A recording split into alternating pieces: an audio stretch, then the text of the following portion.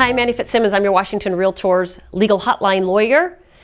Do you have a duty to investigate the conditions of the property, or even a duty to investigate how buyer can use the property and whether or not they can use it the way that they want to use it? The answer to that question is no. You don't have an agency law duty to investigate. But if you assume a duty to investigate, if you agree to investigate any condition for your client, whether your client is the buyer or the seller, then you have undertaken voluntarily the duty to investigate, and you have to complete that duty in a non-negligent way. So be careful of taking on a duty to investigate. How does that happen? Let me give you an example that seems to be rearing its ugly head over and over and over again. And this has been the case for as long as I've known the real estate industry. This fact pattern recycles itself constantly. Here's the scenario. Listing broker lists a house typically for a seller who is remote. It might be a lender, an REO type of listing. It might be for a relocation company. But for whatever reason, the seller is not typically hands-on and often doesn't have a lot of personal knowledge about the property. The listing broker lists the house and recognizes that a sewer main runs down the middle of the street in front of the house. The seller might even say, we pay a sewer bill on the property, because in most jurisdictions, once a sewer main runs down the middle of the street, the properties on each side of the street are required by the local jurisdiction to start paying a sewer bill. And this is true even if the property owner never builds the side yard sewer line to connect the house to the sewer main. And in that circumstance, if that side yard sewer line never gets constructed, then the house remains on an old septic system, even though the property owner is paying a sewer bill. Listing broker comes along, assumes that the house is on sewer, and makes that representation in the MLS printout. By not having the seller provide the information, by not leaning on the seller for identification of whether or not the property is connected to the sewer, the broker becomes responsible, in most cases, for that representation.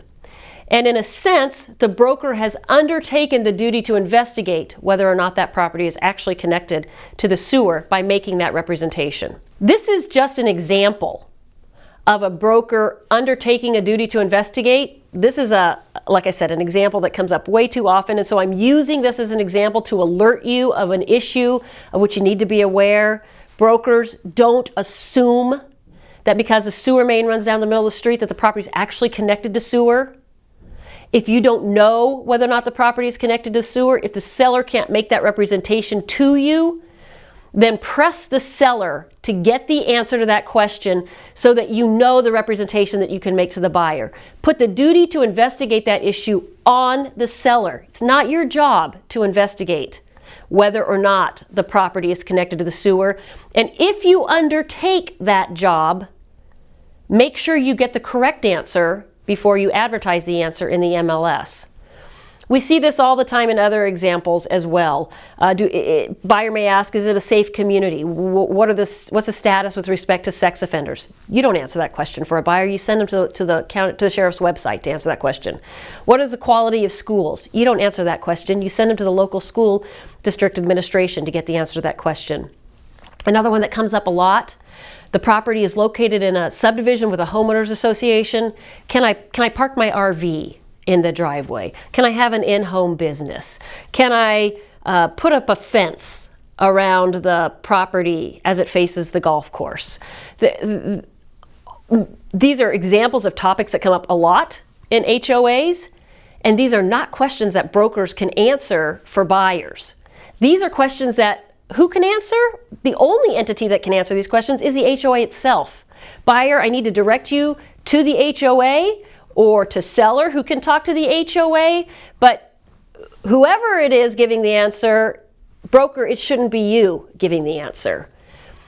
If you give answers to those questions, then you have undertaken the duty to investigate, Whether you actually conduct any investigation or not, you've undertaken the duty to investigate, and you're going to be held accountable for having engaged in a non-negligent investigation. In other words, you're going to be held to a standard of having competently and thoroughly investigated the information before you give the answer.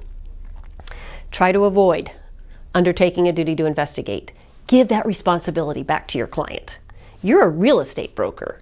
You provide services to your client that they cannot provide for themselves by locating properties, helping them to negotiate deals, marketing their homes, but you are not the encyclopedia of all answers for all questions.